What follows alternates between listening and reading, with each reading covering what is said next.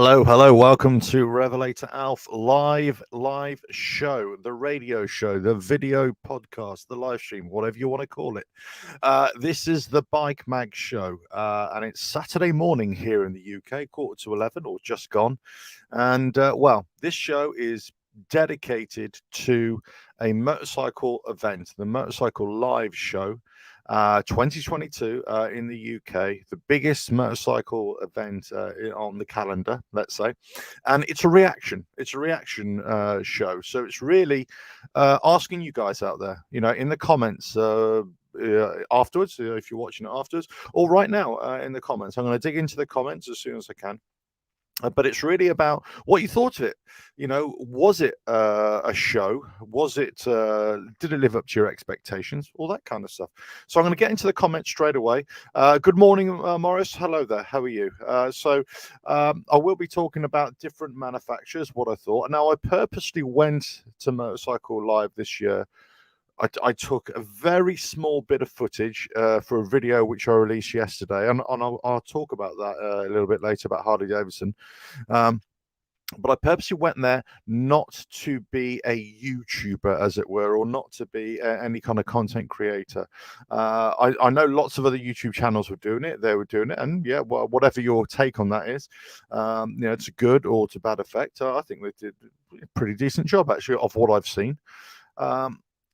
But I purposely went there because I didn't want to be that guy. I didn't want to be that person. I just wanted to walk around, just take it all in, see where we're at with it, and all that kind of stuff. Because Motorcycle Live in the last few years has definitely come under increasing criticism from a lot of people.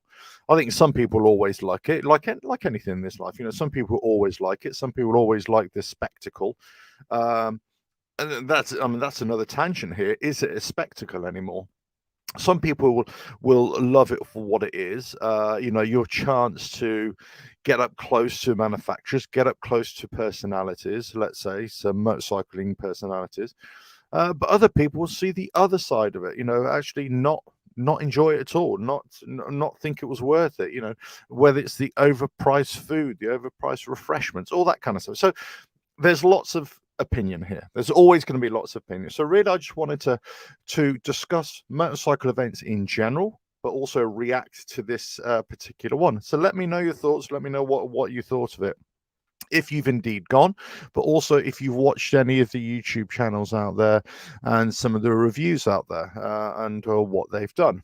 And similar to what I've done in the past, they're all kind of doing what I've done in the past. I'm not saying I was the first one to ever do it, by the way.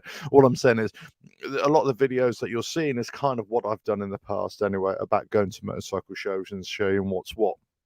By all means, join the chat. Please subscribe to the channel. That always helps. Leave your comments and ask any questions that you want. You can also show support, by the super chat, super stickers. You can go to the website as well. I am, as you know, in the previous few videos, I am considering starting to create some exclusive content on Patreon or something like that, but I haven't yet decided the full extent of that. But don't worry, this live show and all the videos will still continue to be on the YouTube channel for free to you guys. But obviously, any support that you can give will be much appreciated. Anyway, enough of that. Let's just talk about motorbikes, motorcycle shows, and what you expect from them these days. Now, this is where I'm at with it. I expect a show. I expect some kind of spectacle. And I've said this in previous live shows, right? I expect some kind of awe and wonder. Because for me, that's what a big motorcycle event show is. It should be something that you're kind of really excited to be there, but also you come away from it thinking, that was really good. That was just amazing. Now, on one level, this year's Motorcycle Live show had that. It had the grandeur, it had the size. Okay, there were, obviously all the main manufacturers were there, apart from Aprilia weren't there, Moto Guzzi weren't there, Bimota weren't there. as far as I could tell. There was a couple of other smaller manufacturers, say they weren't there. Only one, obviously Royal Enfield were there from the Indian manufacturers. I thought a few extra Chinese manufacturers would have been there, but they weren't. So there was, for me, there was a lot missing. But the main players were there. Okay. All the Japanese Big Four, all the British bikes, the American bikes, most of the Italian. Well, I'm saying they weren't actually. Well, that's the point. They weren't really there, although there were some small Italian brands that I'd never heard of, like MBP, for example, Moto Bologna Passione. And I've got a feeling they're like a Chinese-owned version of that. But let us know if you know anything about them, because I don't really know that much about them. But their bike looks okay. So from a point of view, going there and seeing new bikes, there are lots of people there. Don't get me wrong. There's lots of people there. There's lots of new bikes to see. But I've already featured all the 2023 bikes already on the show. So for me, there wasn't anything new to see. But let's just go right from the very start. I arrived there really early. In fact, I was one of the. I think there were 3 or 4 police bikes there, and then there were about 3 or 4 other bikes that had arrived just as I had arrived, or just before, literally just before. Okay, so there's a handful of bikes when I got there. In the bike park. So you might have seen the video. Let me just show you the video quickly. The video here of the bike park, right? So you can see that. Hopefully, that sound coming through. But if not, there we go. That was the bike park as I was leaving. All right, let's just get rid of that. What am I doing? Crikey. Hold on. Technical troubles, guys. So that was the bike paths are leaving. So when I got there's hardly any bikes there. But when I left, obviously there's a lot of bikes. It helped that it was quite a mild day, right? It was a really mild day. So it was interesting that when I got there in the bike park, and then I walked up to the actual halls. Okay, there were then lots of people milling about, and we were all kind of waiting for this to start.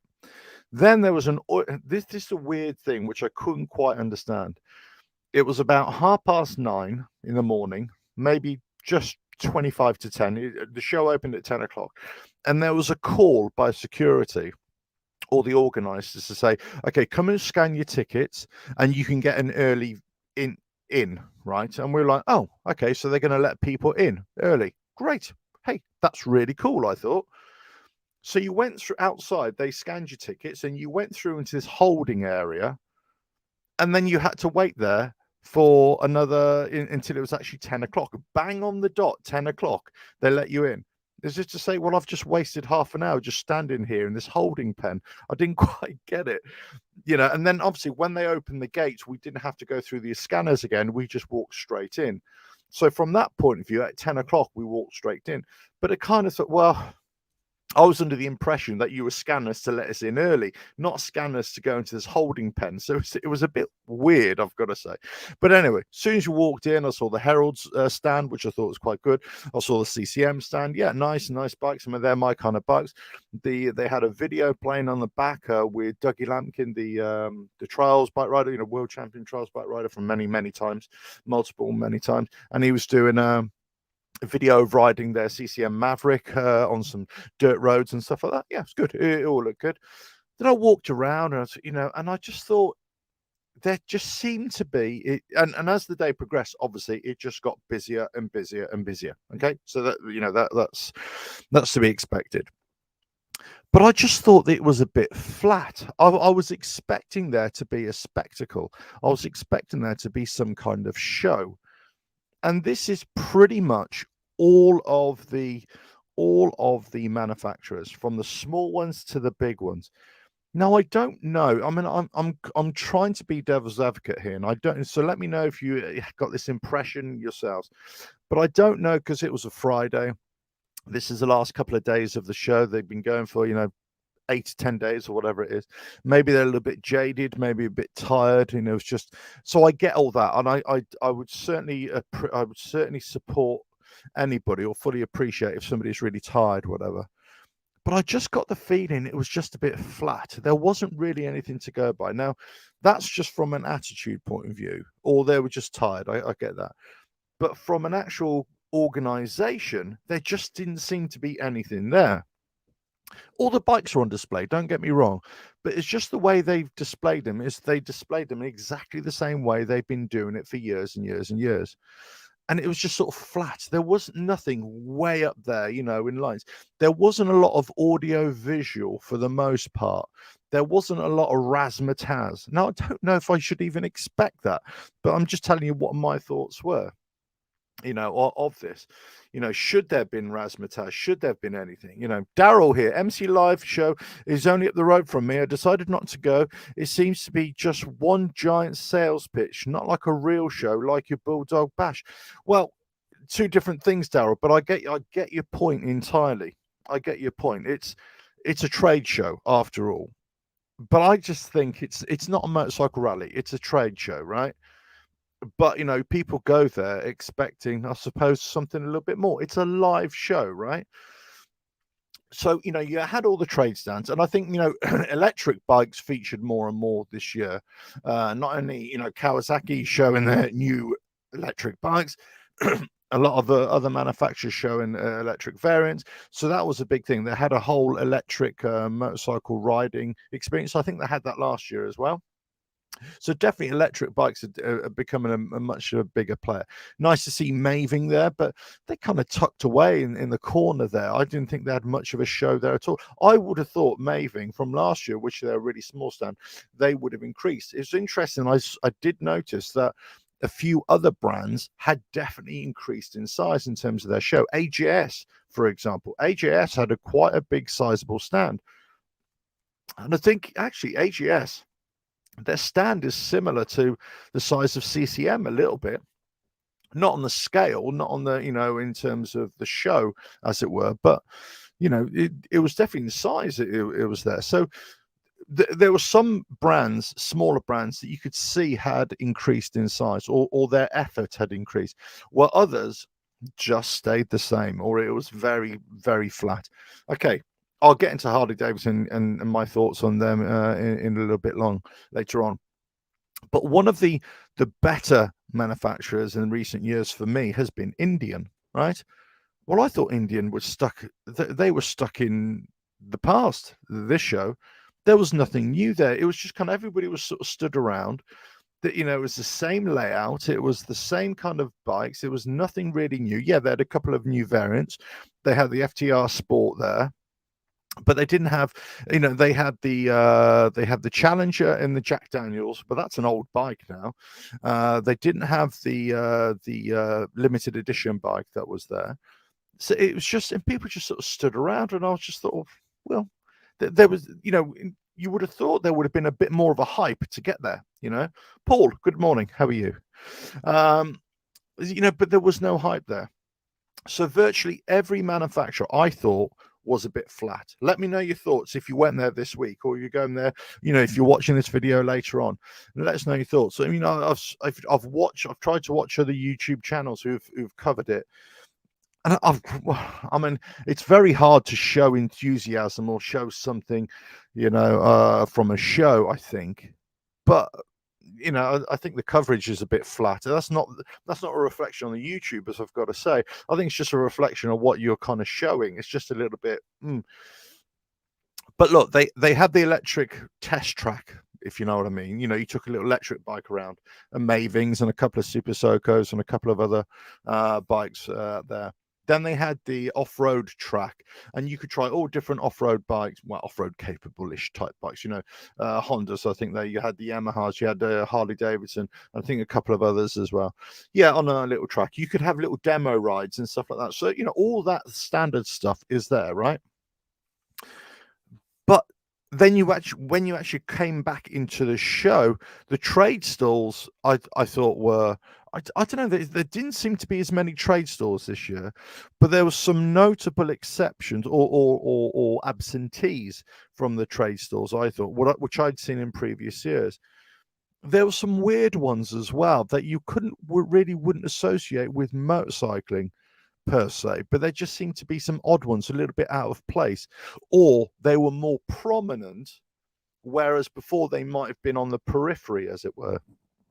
So there was, there were some odd things. There were some odd things about it.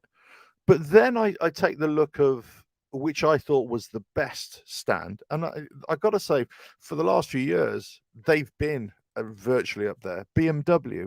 See, BMW for me, whilst I don't necessarily like all their bikes or whatever, I do like them, don't get me wrong, but at least they put on a show. Okay, they've got all their bikes on display.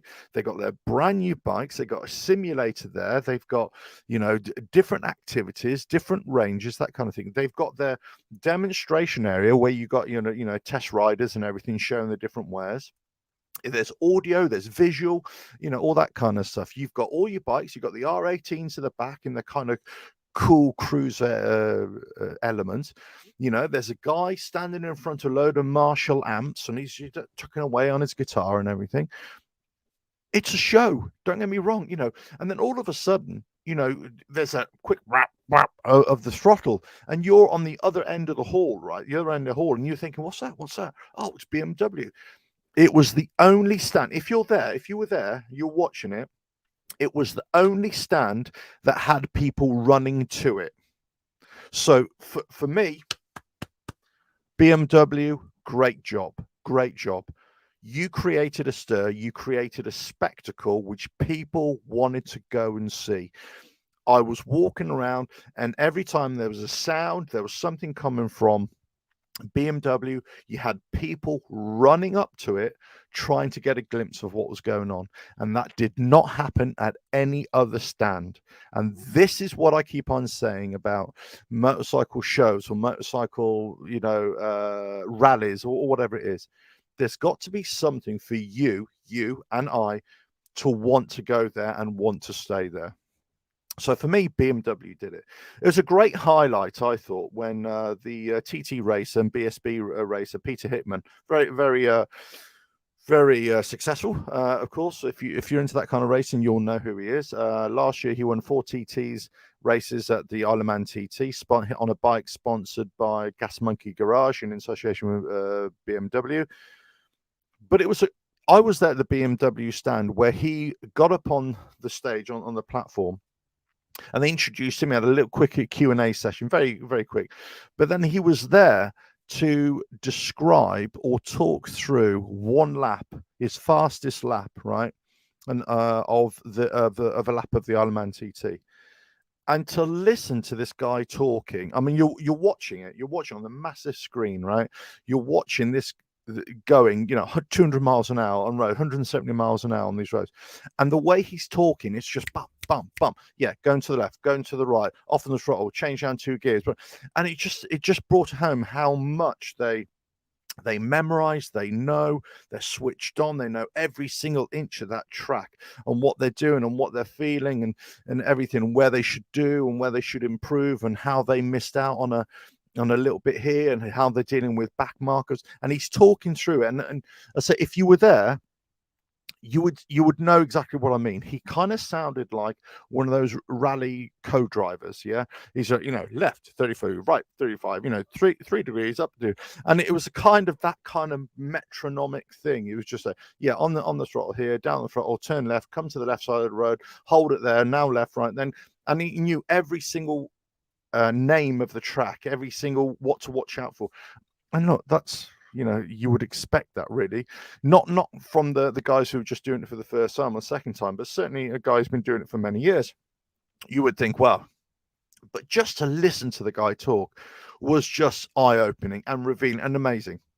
So if you were there and you saw that, great. I mean, they had obviously the BMW shows in terms of their bikes or demonstrations. Saipovia was there, I think, doing stuff with GS's usual standard stuff, a few other things as well. I just thought it was a great show. BMW did a great show. So that's, for me, a highlight.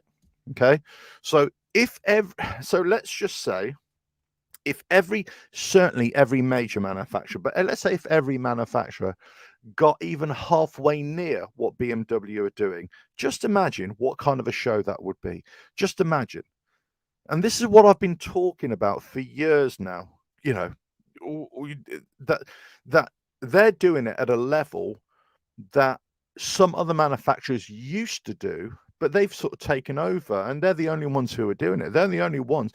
You know, I went to most of the stands, and most of either promotional people or the people who are actually working there were just sort of stood around, and it was kind of, there wasn't a lot of energy. There wasn't a lot of, you know, and again, I don't want to blame them.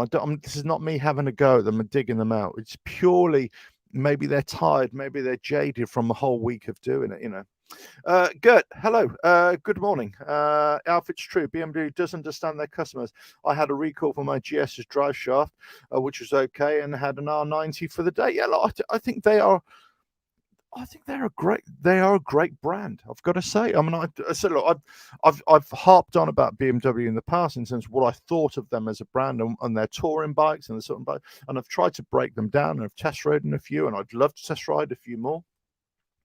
I don't think great. I mean, I was having a real good look at the 1250 RT Tourer this time, the GS again, as in a big ADV bike, but not for off-road, more like for the touring section capability, and the K1600, which I think is just an awesome, big, awesome bike. But the K1600 for me just looks a bit plasticky. Do you know what I mean? It just looks a bit. And I pity those bikes. You've got people coming on and off of them, and they're just getting scratched and scuffed and everything. But I just got that K1600. I thought that bodywork, it just seems plasticky, and it just seems as if it's going to scuff up too quickly. Whereas I didn't get that impression with the 1250 RT, but also certainly didn't get that impression with the GS. However, the R18s. The R18s have got the R18B and the Transcontinental, the Tourer type ones. They look really nice, I've got to say. They got in a Paul. Hello. I went with a few people last year, and they did get some bargains, but I missed out on the Black Friday sales where I could have got it cheaper. There doesn't seem to be bargains like you used to get. Yeah, I get that impression as well. Look, interestingly, in all previous years, I've gone to Motorcycle Life, and I've gone to one of the early days. It's either on the first day, you know, or the third day, or something like that. This year, as I said, I've kind of I couldn't go on the first day, so I actually went yesterday, Friday, which is the third from last day. I've got a feeling if you want your bargains, you need to go on the towards the end. It's just like anything, you know, shows you're kind of going to get your bargains towards the end. And I was speaking with a couple of people, let's put it that way, and you know, I was able to haggle them down quite a bit. You know, usual thing. I'm quite a good haggler anyway. You know, I could walk away and all that sort of stuff.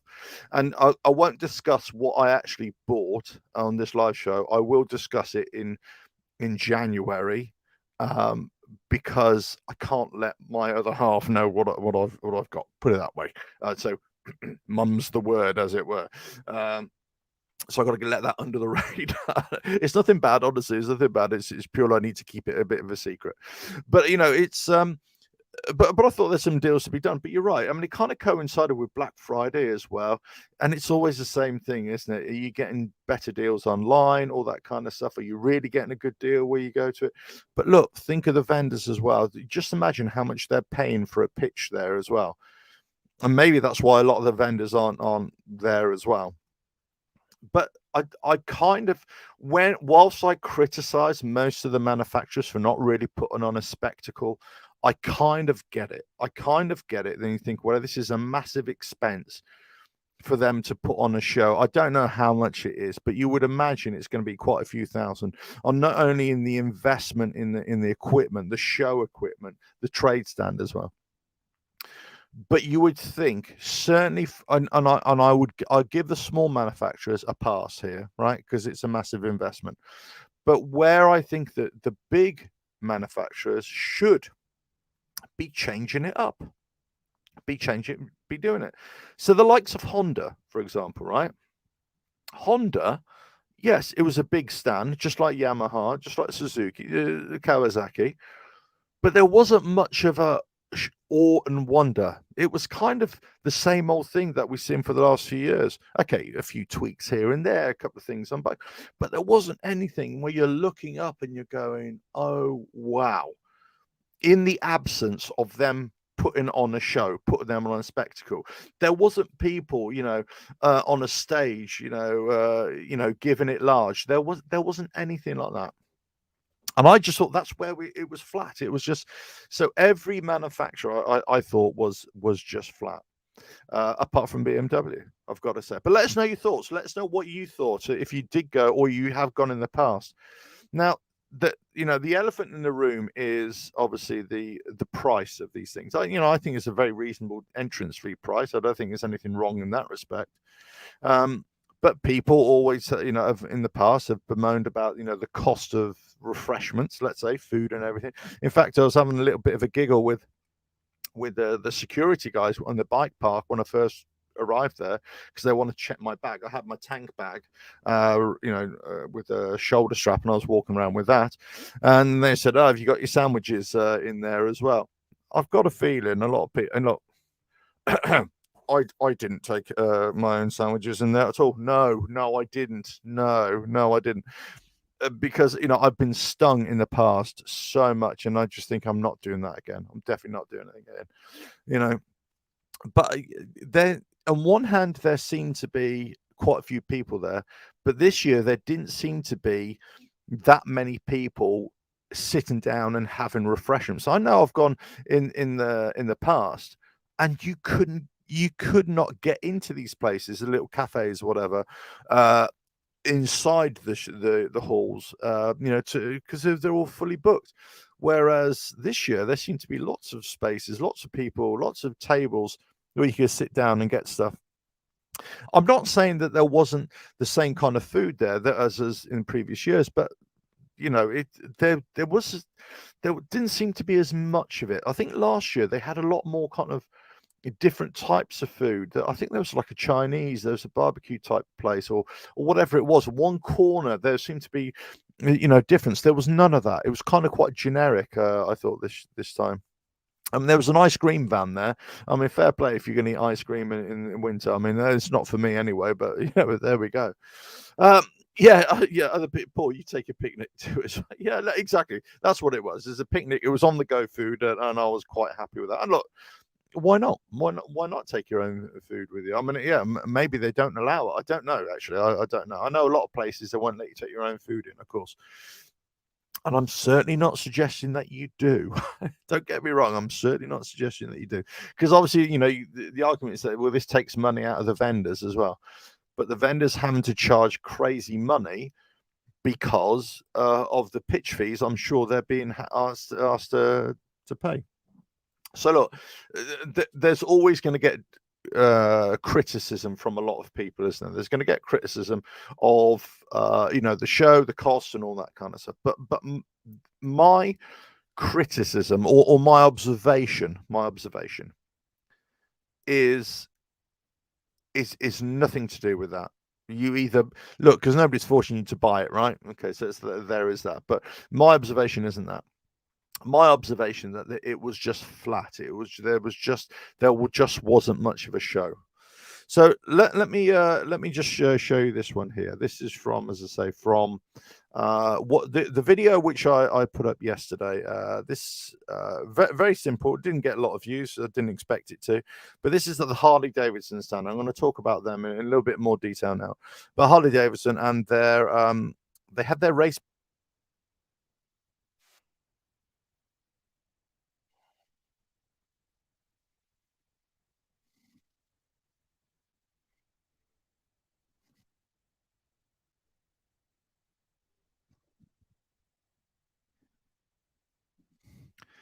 So, look, it's keep on putting there. There we go. I thought Harley Davidson as a stand, it wasn't as closed in, it wasn't as gloomy as it was before. That they'd opened up the central part, so it wasn't, you had a full view of the bikes. But again, look, as I said this in the past, I said this in all the previous live streams about Harley Davidson. There's nothing new there. There's nothing new because they haven't released a new bike. So on one hand, it's not a criticism because they haven't released their new bikes yet. So wait for that in January, of course. But you're going there now.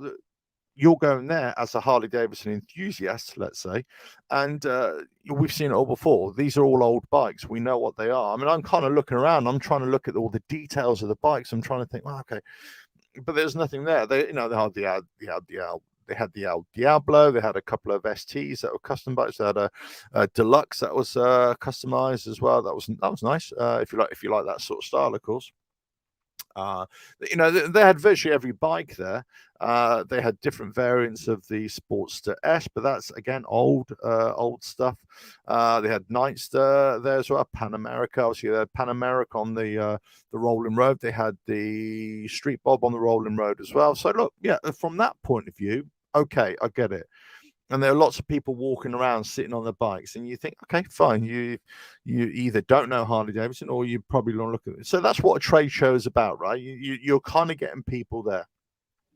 But the only thing that they had, which I thought was really good, was the race bike, the factory team, the factory race bike from the King of the Baggers series in the United States. Now, basically, if you don't know this, the King of the Baggers is really between Harley Davidson and Indian. Really, I don't suppose there's any reason why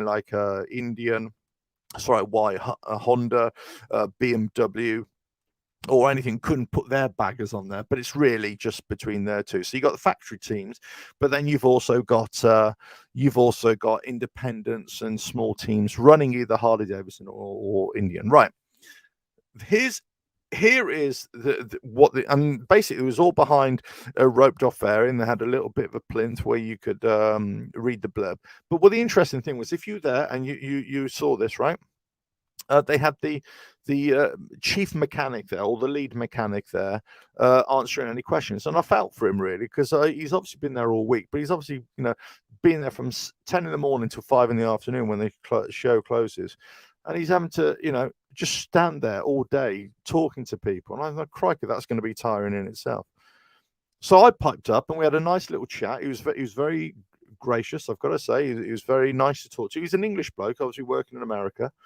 And I was just asking him all sorts of questions about this bike. So let me just try and give you a bit of a rundown of this bike as I remember it, right? And some of this might really interest you, because it certainly interested me from a racing fan point of view. Obviously, these are heavy bikes, right? Obviously, these are heavily modified bikes and race prepared, right? So this is a Harley Davidson Tourer. Let's say it's going to be a road glide, right? But obviously the front and rear suspension is Öhlins. This is race prepared Öhlins suspension, right? And also Brembo brakes. Okay, so from that point of view, that's not Harley Davidson. The nose section here from the road, this is actually all carbon fiber. So this is all, and obviously it's got none of the avionics in it and all that sort of stuff. Not the avionics.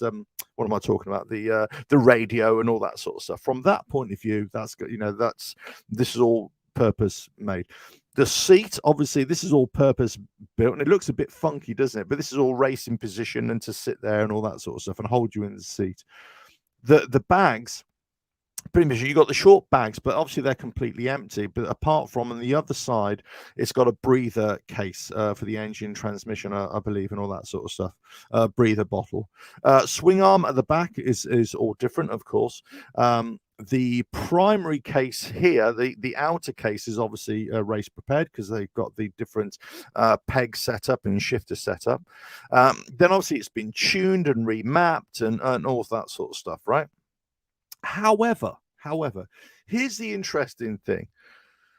I was talking about, you know, how much of this is aftermarket stuff and how much of it is purely Harley Davidson. He said, no, everything is purely Harley Davidson. And he was saying most of it is stock. Most of it is stock stuff. It's not anything special per se. He's saying the clutch, right? The clutch. And then we're talking about race bikes here, right? This is a 131 engine, 131 cubic engine. I can't remember what the actual figures were of how much power it produced, right? But the clutch is exactly the same. He said it's a Kawasaki clutch, so there's the same clutch, right? He said the only thing they did was change the springs on it. but essentially it's the same clutch. And basically he's got him who's got the racing pedigree. He's been working in racing and gone on the Isle of Man TT as a mechanic for 20 years, or in racing applications 20 years. And they got another guy who was the head of Harley Davidson. So the other guy brings the Harley Davidson mechanical know-how, he brings the racing know-how, and together they've kind of produce this bike, right? So it's really interesting from that point of view. And I said to him afterwards, I was a bit of a fanboy, really. I said, I could speak to you for hours and hours because it was just really interesting stuff. But the clutch is standard. But then he said the chain is standard, right? And listen to this. If you're a Harley Davidson fan, you'll know that many people complain about the compensator, which is basically right at the front here from the engine, which takes the power from the engine and then delivers it to the chain, which drives everything else, right? But basically this section here, this section here. Now, what they're saying is that actually the compensator, which everybody thinks, it's weak, it's brakes and all that sort of stuff. And especially when you're trying to brap it on, right? And, they say, these are weak links. Because I think, compensator is weak. And I think that the clutch is weak on the Harley Davidson. And he was saying, no, they're very strong. He said, actually, most of the failures they're getting in the series on the Harley Davidson race bikes, not from their team, but from other teams who are using aftermarket parts, let's say like compensators and clutches and things like that, they're the ones that are failing. This one, they don't fail. So the only thing they did with a compensator, they shaved some metal off it to make it lighter and all that sort of stuff. But that's all they've done. He said it doesn't matter. So obviously they've tuned it, and he said, some of the internals have changed a little bit. But essentially it's just the same engine. They changed some of the oil levels. I think I can't remember exactly what else. I can't remember if the pistons were changed, or there are different types of pistons. Obviously there's weight savings in certain places.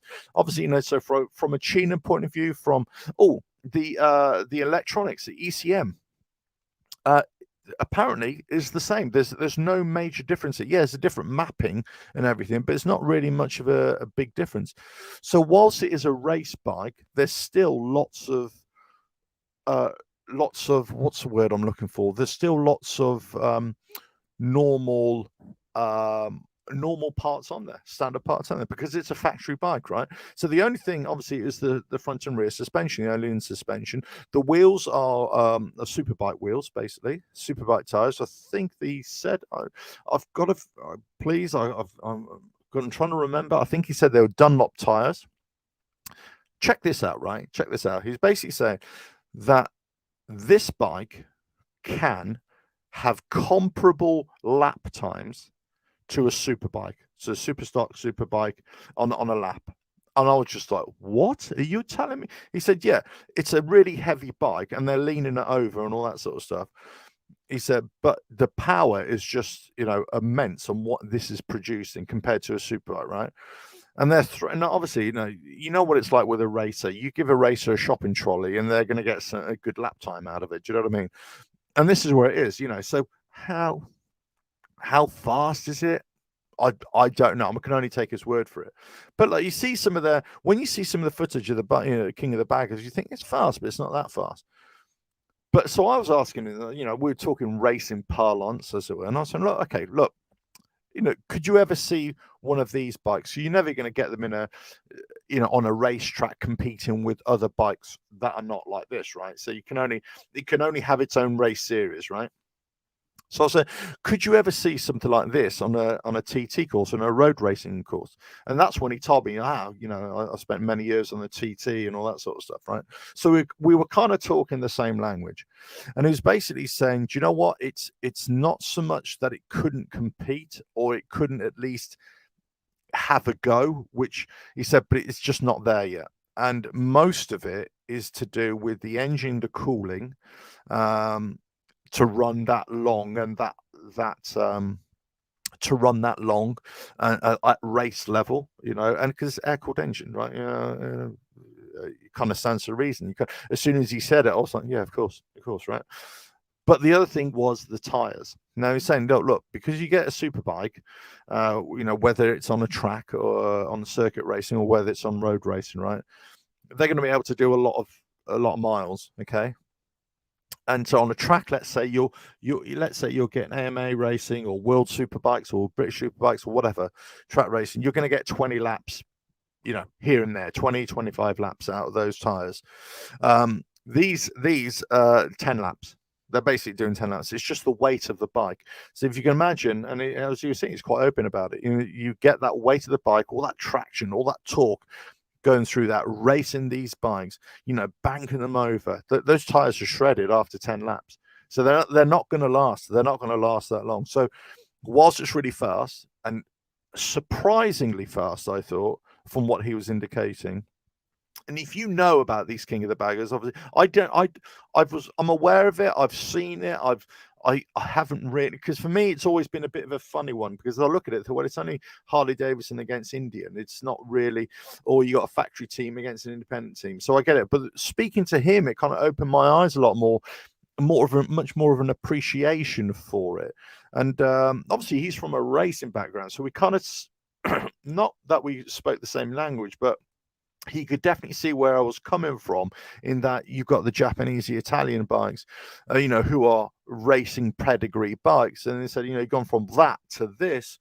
How does he feel about it? But, he was kind of really selling it really well, I thought. So, fair play to him. And I wish I could remember his name. I really could. But it was really, really great to speak to him about it.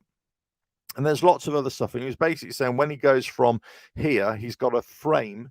And basically what he was saying, that this bike, this is a 2022 bike, right? Let me just put it back up there for you guys. This is a 2022 bike, which they've raced. They didn't win the series this year, but they won the most races. And he started talking about all the politics and where they think they were robbed in the season. It's great. Look, it's real racist mentality, and I love that, right? But he was saying, all right, for next year, I was saying, well, how do you develop the bike for next year? And he said, well, they got the frame already waiting for him in Milwaukee when he goes back. They got testing in about a month's time in Arizona as well. So this is hot off the press. I'm not sure if this is anybody else knows about this. And they take what they've learned through the racing season, they apply it, they bring in new technology or new thoughts and new ideas as well.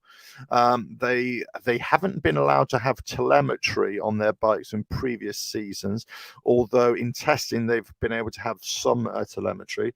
I believe this season coming, 2023, they are allowed to have certain amount of telemetry during the races, like potentiometers and all that sort of stuff. So it's evolving as well. The whole series is evolving. So from this point of view, for Harley Davidson at the Motorcycle Live show, only because of this, I think it made an interesting stand. Otherwise, it's completely flat. And as I said, I could have spoken to this guy for hours and hours and hours, about racing, about, tech stuff, about the bike, where the quality is. But, for me, the thing that really opened it up for me is, one, the performance of it, what it's capable of a single lap against other bikes, let's say. But also the quality of the Screaming Eagle parts, or the quality of the stock Harley Davidson parts, and how they stand up to the test, or the racing test. And I thought that was really interesting. Really interesting. Gert, hello. Yes, Bikes and Beers put a turbo on a Road King 131. Yes, I haven't actually seen the videos of how they've done and how it worked out, but I knew they were doing that. Yeah. VMAX Rider, greetings from Portugal. Hello. How are you? Nice to have you here as well. So I thought Harley Davidson in general, again, there wasn't a show. There's no show from them. And I've said this in the past, and obviously nobody's listened to me because nobody cares, right? But in the past, they used to have a party atmosphere, but there's no party atmosphere there, Harley Davidson. I don't want to, I'm not criticizing the people who work there, but it just wasn't there. They had a merchandise section, which is really, really small. And I just thought, you're known for your merchandise. Where's your merchandise? Okay, I get that. and it was just flat for me, a bit dark and gloomy, I thought. But the showcase, which was right in the center, the sports bike, the race bike, was right in the center on a little plinth and all roped off. That was the highlight, I thought, because it was new, it was different, and it was, so you had somebody there who had hands-on experience of working with this, and guess what? He was selling it really well, I thought. And yeah, it looks funky. It looks goofy, I've got to say, because it's not like a race bike that I know. But at the same time, you look in pounds. I mean, look, it's very nice. He gave me some stickers as well. Like that. There we go. Look, very nice. And this is Kyle Wyman. Is it Kyle Wyman? One of them. Is it this one? Oh yeah, this one's Kyle Wyman, and he's the other race. If you know King of the Baggers, who races 10 and who races number 1. There we go. And there we go. Look at that. I should have a little sticker wall here. That's what I should have. All my little stickers up there as well. That'd be very nice. I really need to fill this area here with another image as well. But look, as I say, so from that point of view, I think Harley Davidson stand this year was a success only because of that, but otherwise it was really flat. If I look at the other stands, like Indian, who are supposed to be chomping at the bit, well, I thought they were just, where are they? What were they doing? KTM, I thought was okay. I just didn't think there was anything special there either.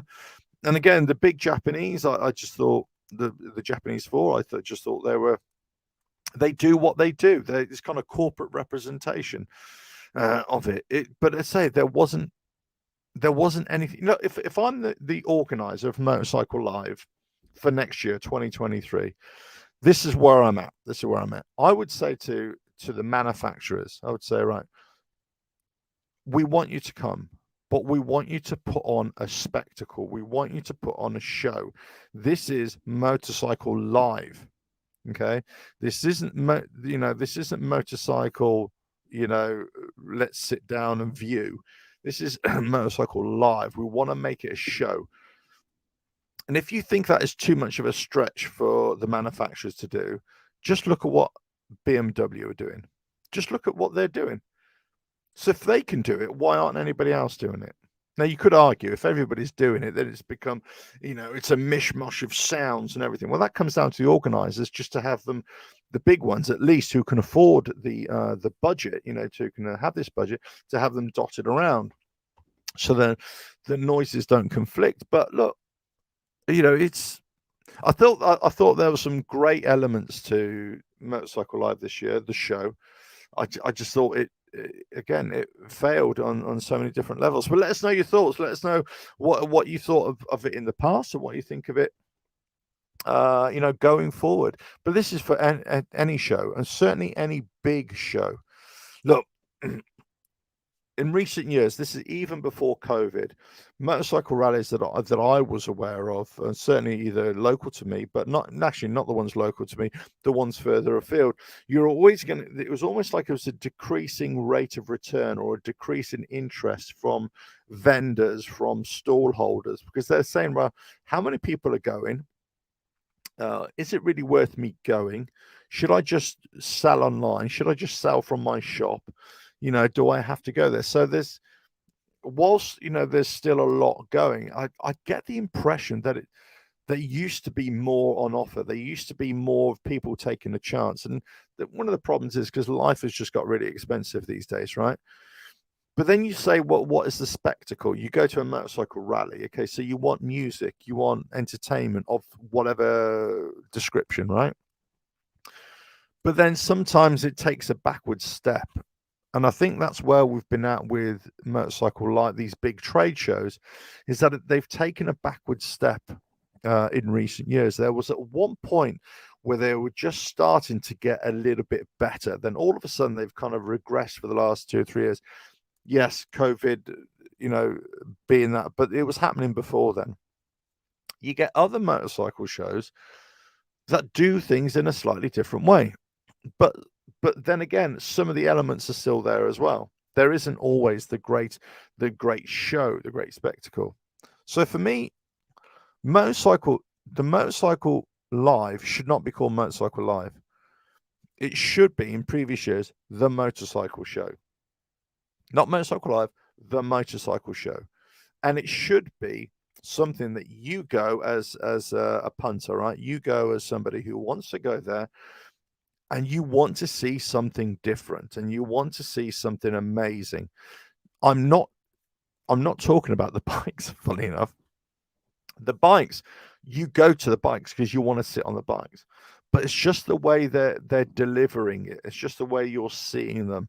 There should be something different, you know. And part of me, I think, and this is a stand which I think would look pretty cool, right? Is that you've got a circle, of just a big circle. You put a circle and you put all the bikes on elevated position. So you walk into the circle and you've got different elevations, right? Different heights and everything. And you're just stood there looking around and you're seeing up. Your gaze is up. What you got to look at the psychology here, the psychology of looking up. You're looking up in admiration. That's why you look up. You look up in wonder.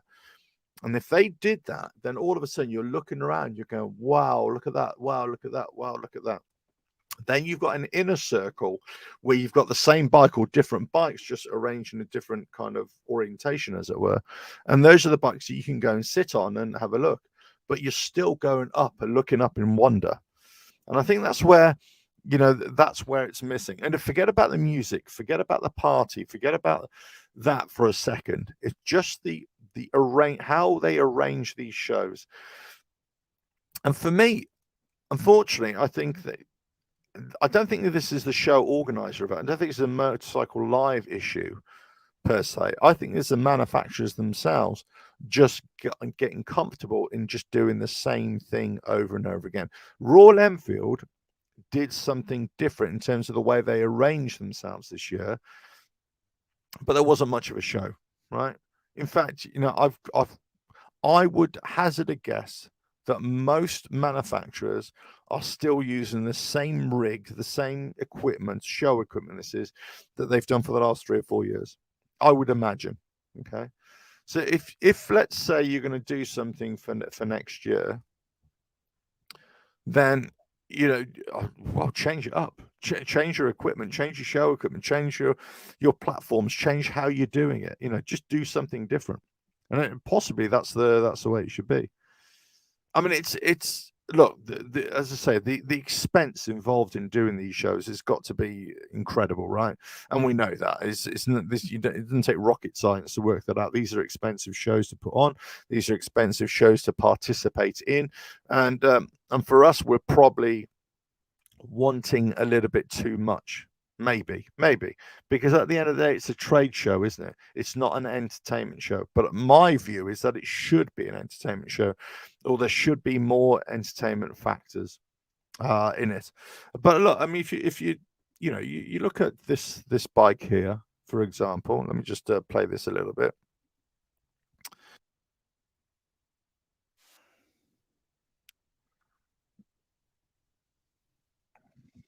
Yeah.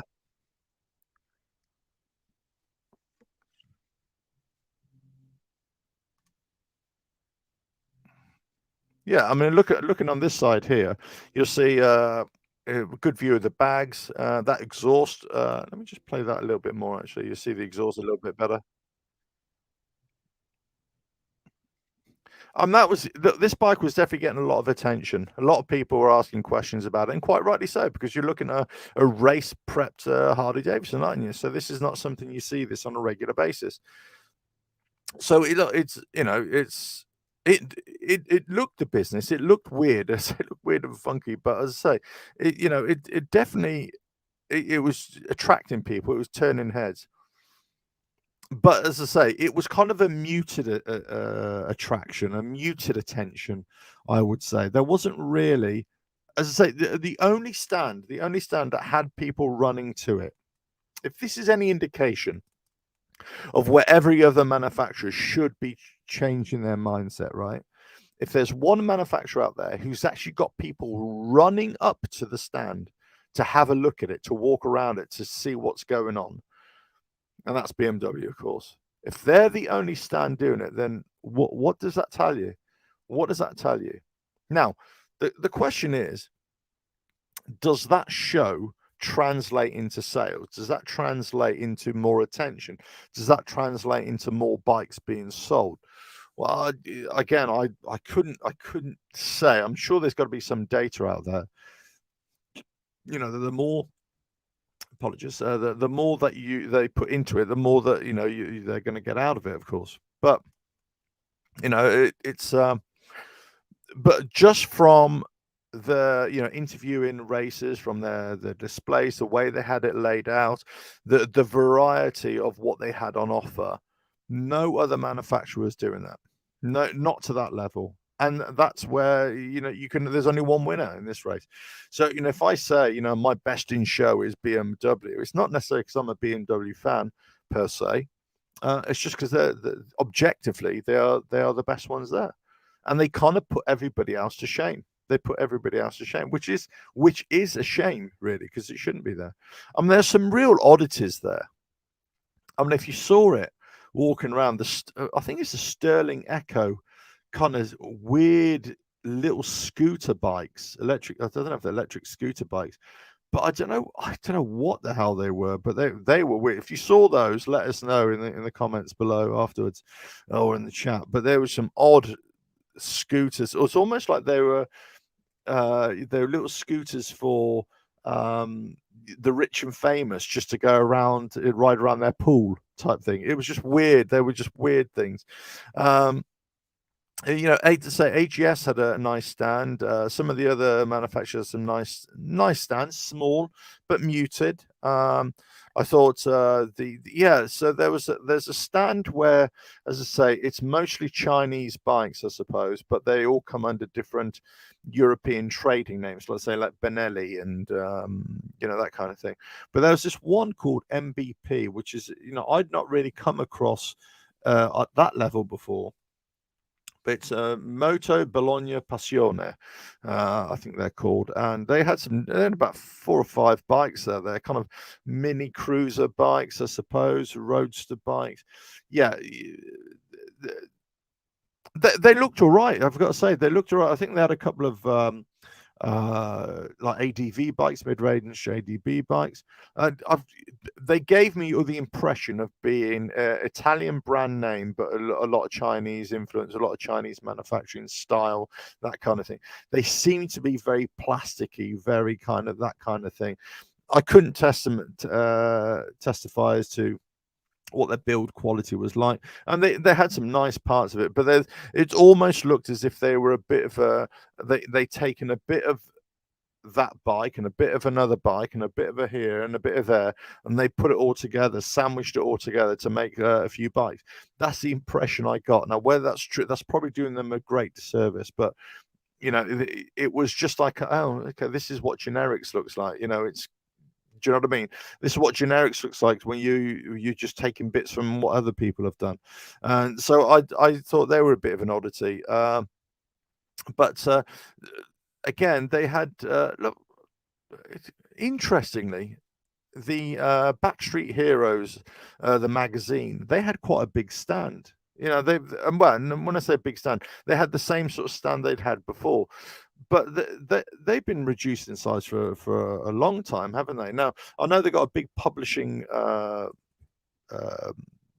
umbrella company. Is it Morton's that are above them? So there are different titles there, and they had lots of custom bikes there as well.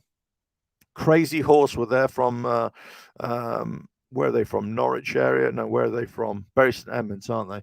Lots of custom bikes, mainly sort of Indian incarnations as well. But look, they had a nice little stand. But again, it's the same stand that I've seen for the last few years. There's nothing, they've got the Airstream there, Caravan. They've got lots of t-shirts, merchandise being sold. It was okay. I mean, look, I'm not showing you any visuals of this because if you go all my videos from last year when I did like little 30-second a minute videos of all the trading names, and mostly I did that for the website. It's all there and it hasn't changed. So if you imagine for the last 2 or 3 years these have been exactly the same, they haven't changed. There's your answer. Why just keep on filming the same stuff over and over again? It's just the same. So I say flat, the same, nothing really innovative, nothing really in terms of displays, in terms of show, in terms of attracting you. I was kind of walking around, after the first hour of walking around, I thought, yeah, okay, yeah, seen it, yeah. I was ready for a sandwich. I was ready for a coffee. I was ready to go to the loo. Then I walked around, and in the end, for the last hour and a half, 2 hours, truth be known, I was forcing myself to walk around and try and make sure that I hadn't missed anything, make sure that I hadn't seen, that I'd seen everything that I could possibly see. So let's say I walked in at 10 o'clock when they eventually let us in. I could have been gone by 12 o'clock. I could have been gone. It's in the end I left about 2:30, something like that, and it was great. I mean, I had in all fairness, that's where I tend to leave anyway, about 2:30 in the afternoon, 2, 3 o'clock in the afternoon. I think one year, I think I stayed till 4 o'clock. But, once you've seen them all, you've seen them all. And I think that's, say, if they were all like BMW, then you probably stay a lot longer. If you've never been to a motorcycle live show like this before, then I get it. You're probably it's like a feast for the eyes. You think, wow, look at all these bikes. Wow. And if you're really a bike fan, you go, wow, it's amazing. Wow, that's amazing. But, and if you're not really in tune, you're not really got your finger on the pulse in terms of all the new bikes that are coming out by the manufacturers, I get it. You see these bikes and you think, wow. But then you got the same thing that you go to these bikes, you think, bike show, you think, you know what? Let me see. I want to sit on this and see how it feels, for me. Yeah. So from all that, yeah, you can do it, right? And that's what it's designed there. It's a trade show. It's a public trade show. You go there, you try, you feel, you sit on, that kind of stuff. There's promotional people there. They're trying to get you details, put you onto a mailing list, enter you into a little competition. Everybody's trying to do something, right? And because that's what it's about, isn't it? You can't go there and complain and say, oh, they're trying to sell you something. Well, yeah, of course they're trying to sell you something. It's a trade show. It's a bike show, of course, but it's I just think they need, it's lacking something. And I don't know if this is just me. And look, you could point the finger at me and say, look, is this just Alf? Is this just Alf being a moany old git? I'm sure there is a lot of that. But I'm trying not to moan. I'm trying not to be negative. I'm just trying to give you an objective reaction to it and tell you what I think they should do to improve. But the unfortunate thing is that I've been saying this for the last 3 or 4 years or whatever it is. And you think, well, yeah, I wish they would do this. I wish they would change it up. I wish they would improve. I wish they'd put more of a show. And you keep on repeating yourself. And this is why, as I say, I didn't take any video this year of anything. I didn't go there as a YouTuber. I literally just went there as a just interested observer, as it were. And that's it. There wasn't. It was pretty much. I was walking around. I was thinking, you know what? I've already filmed this. It's almost like almost like I've been caught in a time loop, and I'm exactly the same thing. Exactly the same thing. Scoot, hello, Scoot. How are you? All motor shows are the same. Custom show, Bad Salzuflen in December, the same as well. Oh, okay. Yeah. The thing is, you go to a custom bike show and you're like custom bikes, and you think, oh, okay, yeah. Decent. But again, it's still looking at a bike. So put it this way: if I go to any custom bike show in the summer here in the UK, or in the spring and the autumn, in the winter, sometimes occasionally you have indoor bike shows, right? Okay, so here's where I'm at with it. It could be the best design, the best custom bike, the best everything, right? That you want, that you can think of, right? Whatever it is, that's you look at it and you think, wow, that is amazing. But if all you're looking at is a bike, right? It's like being at a motorcycle rally. You look around, you go, oh, interesting, yeah. And those of us who kind of look at it from not just purely aesthetic, but more, you kind of look at it and you think, oh, the engineering sort of side of it. You go, well, how have they done that? How do they do that? How do they how do they fabricate that? How did they, so you're kind of analyzing what they've done. So from that point of view, it's a very interesting thing for those of you who are interested, right? But if you're just looking at a bike, and then over there, all you're doing is just looking at a bike, and over there, all you're doing is looking at a bike, and that's it, right? I've got to say, it's bloody boring. Do you know what I mean? It is absolutely boring. So in the absence of anything else, whether it's a custom bike show, whether it's a trade show, whatever it is, right? In the absence of everything else, it's just boring content. The content of what you're seeing is boring. So you've got to add more. There's got to be another layer to this. There's got to be another layer to it. And this is what I'm saying. So if I go to a custom bike show and they've got music, they've got sound, they've got, I don't know, court jesters prancing about, I don't know, whatever it is, but there's something extra. If they've designed the set which something different, whereas before they used to always just have it on grass, or they used to have it just on the floor. Then they started putting, this is years ago, right? Then they started putting them on transport pallets, and you think, oh, okay. But then that's been done so many times before. Then you think, okay, then they try and put them in metal racking. Okay, that's different. That looks a bit different. Then you create a set around your custom bike, and you think, okay, I got it. There was again, at the same time when they're having like the transport pallets, to display motorcycles, again, there was a lot of corrugated sheeting and wooden boxes being used in the set design, as it were. And maybe many people don't look at this and it doesn't trigger with them. But unfortunately for me, who I've been involved in this kind of visual thing for a number of years, not only just YouTube, of course, but magazines and everything like that, or doing promotional material, these are the first things that I notice.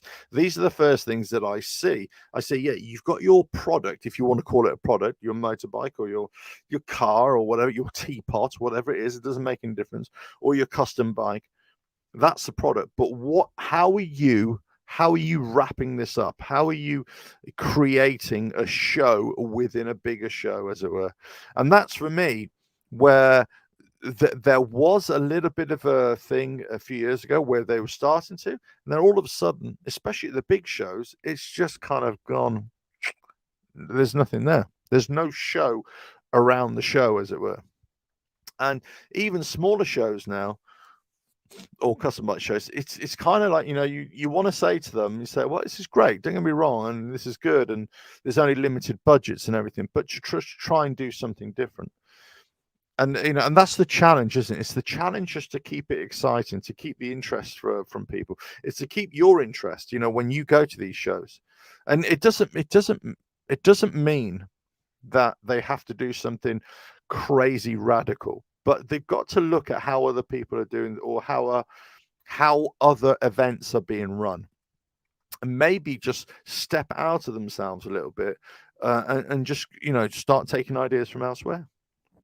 There we go. Peter Ridley, hello. Sounds like it's tough times for the manufacturers on tight budgets, just making a presence at the show only.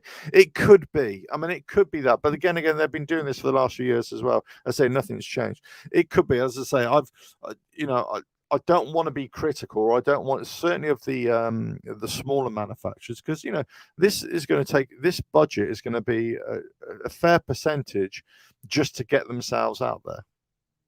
And then you wonder, the likes of Aprilia or Moto Guzzi, why they're not there. And you think, well, surely you should be there, right? Surely you should be having your bike. Or MV Agusta, right? MV Agusta, again, another Italian brand. Now, I'm sure they were definitely at the Milan Motorcycle Show. Maybe not here. Certainly looking at so you've got Moto Guzzi, Aprilia, you've got Bimota, and what was it? Moto Guzzi, Aprilia. What was the other one? The Italian brand. A couple of Spanish brands. Gas weren't there. Rieju weren't there. That kind of thing. So there's so many manufacturers that weren't there, and for you you may not be interested in that, and quite rightly so. If it's not for you, it's not for you.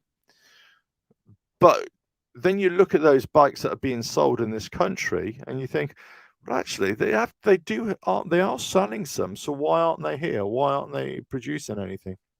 So. But look, the budget for these smaller manufacturers definitely is going to be a lot more expensive, and it's a lot more expensive all around, isn't it?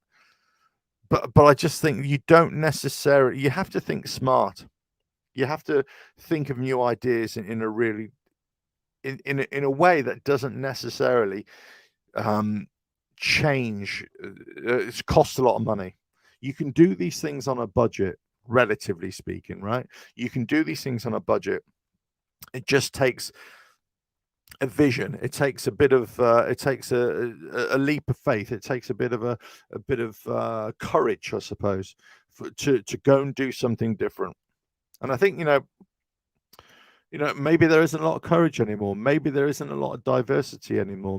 And this is what it just surprises me in the motorcycle world, especially in the motorcycle world. It surprises me that you've got motorcycle manufacturers out there that are just not doing more.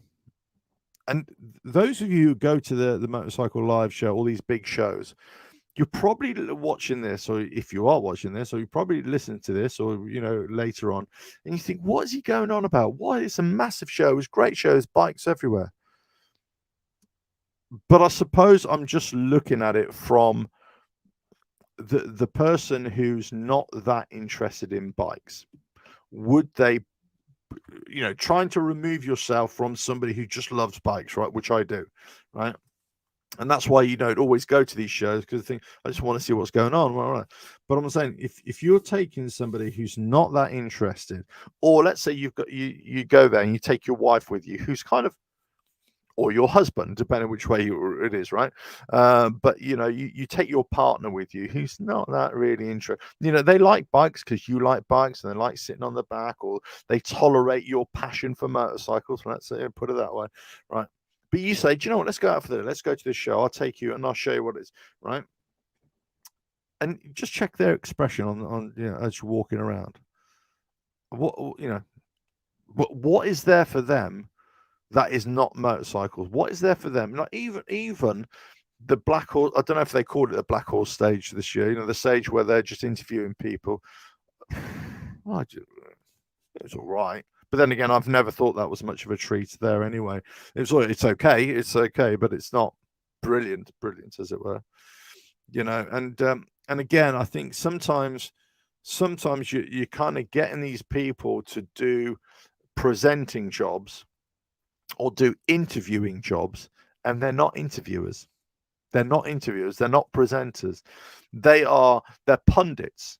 Right, they're pundits who, punditry on motorcycling, or could be football or whatever, but it doesn't make them presenters, and it doesn't make them hosts, and it doesn't make, because you need to have a certain charisma to be able to do that. You need to know what you're doing as well. There's a biker custom build on stage between two competitors, which is good, but you have to go all 3 days to see the final product. Yeah, that's quite interesting.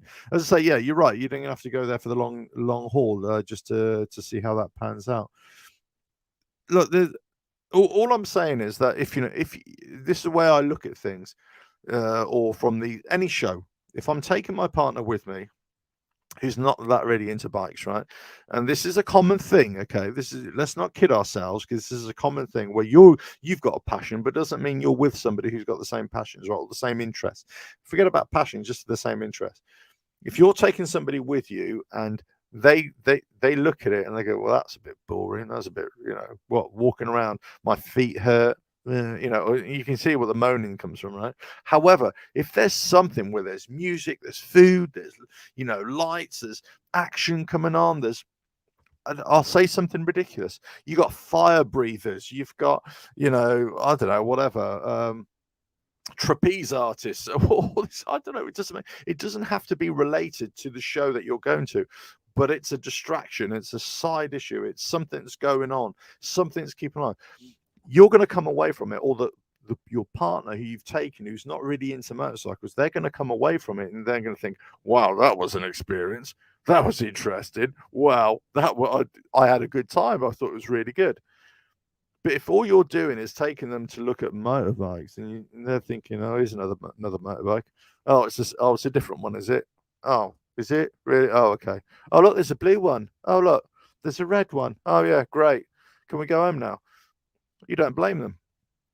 So maybe that's it. Maybe that's where they need to improve. But listen, let us know your thoughts on Motorcycle Live. I thought, it was lots of bikes. It was good to see all the main manufacturers there. Certainly there. I think Yamaha were missing last year. Definitely some notable absentees from my list. But for me, well, the king of the crop, as it were, BMW. They win it hands down. BMW, their trade stand. So well done to BMW.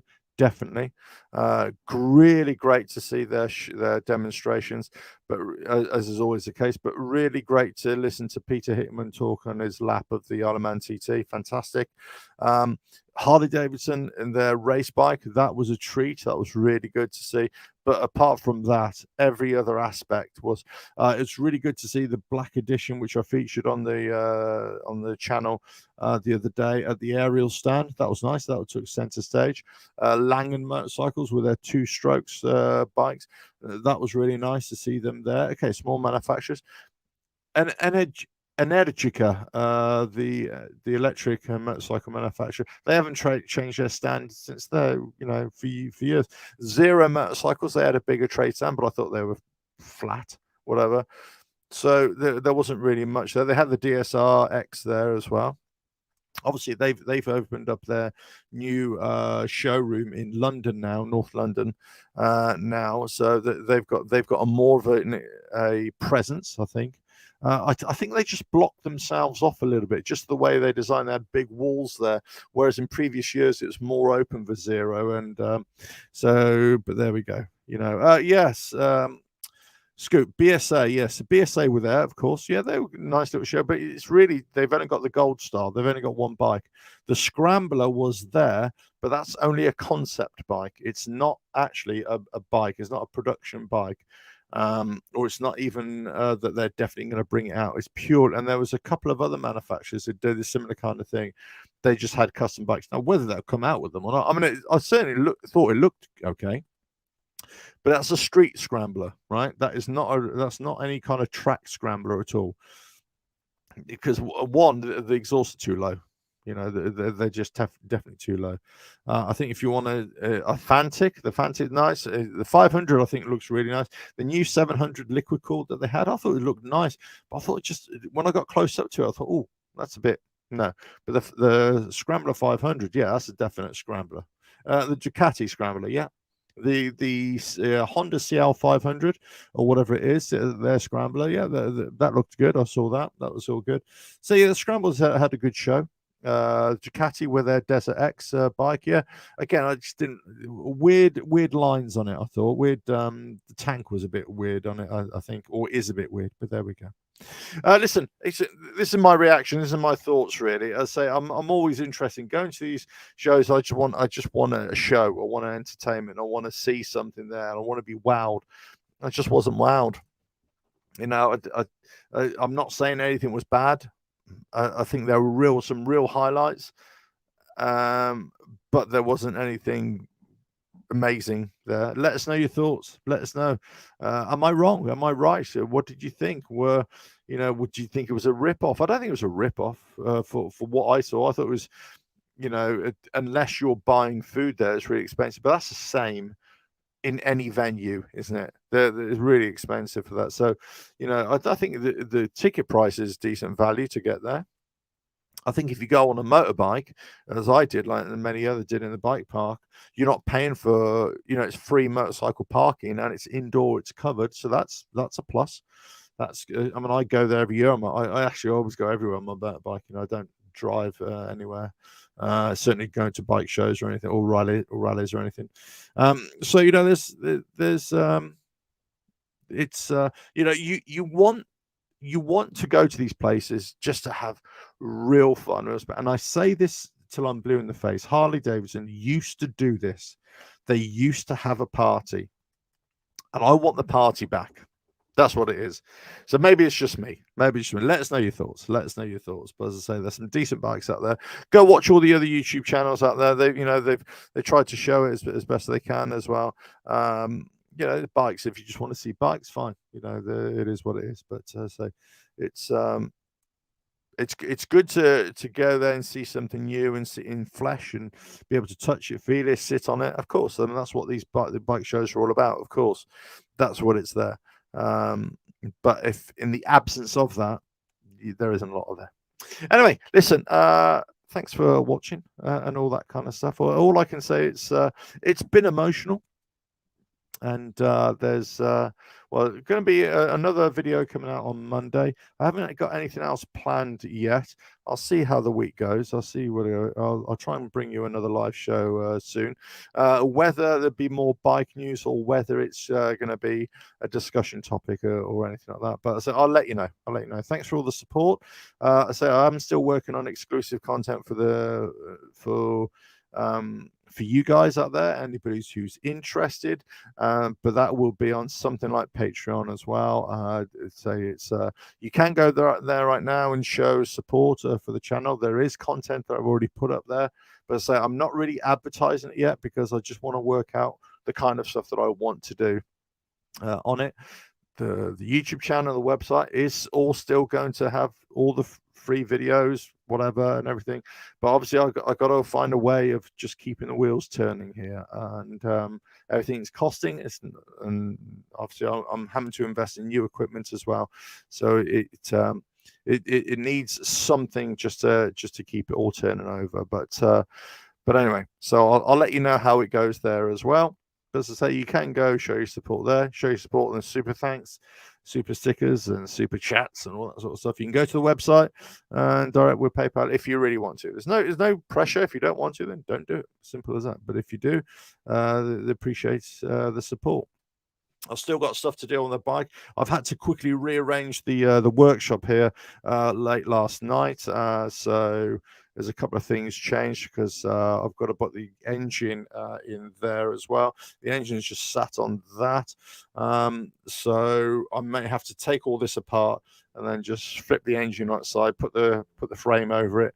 And then hopefully what I can do is get the engine bolted in and then actually put it back on that plinth there. So at least it'll be there because it's not ready to go yet, but say it'll be halfway ready. So there's stuff coming in the workshop.